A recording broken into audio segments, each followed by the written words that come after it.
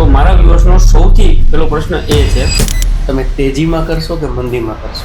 તો મારા ખ્યાલ મુજબ દુબઈનું જે પ્રોપર્ટી માર્કેટ જે છે ને એ ઓલવેઝ અપ રહેવાનું છે. આપણે જ્યારે લાસ્ટ પોડકાસ્ટ કર્યું હતું ટેક્સેશન રિલેટેડ દુબઈના, રાઈટ. એ ઉપરથી ઘણા બધા મારા ક્લાયન્ટના ફોન આવ્યા હતા.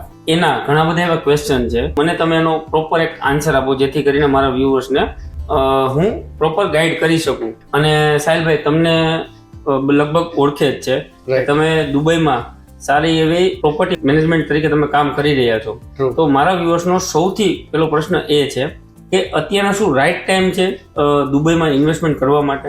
Good question. આજે તમને એક સાવ શોર્ટ અને સ્વીટ આન્સર આપું. તમે જ એઝ અ ઇન્વેસ્ટર છો તમે, અને તમારે ઇન્વેસ્ટમેન્ટ કરવું છે, તમે તેજીમાં કરશો કે મંદીમાં કરશો?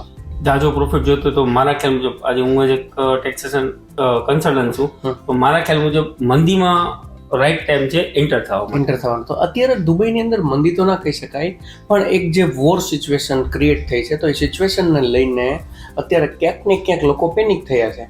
તો સ્માર્ટ ઇન્વેસ્ટર જે છે ને એ આ રાઈટ ટાઈમની અંદર જ એન્ટ્રી લે છે.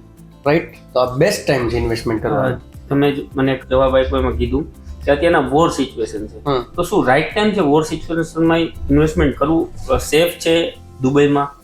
એક એક્ઝામ્પલ આપું તમને કે વોર સિચ્યુએશન છે. હવે તમને કહું, વોર સિચ્યુએશન જે છે એ કાંઈ કાયમી નથી રહેવાની, કારણ કે યુદ્ધ કોઈને લાંબુ ચાલવાનું નથી ને કોઈને પોસાવાનું નથી.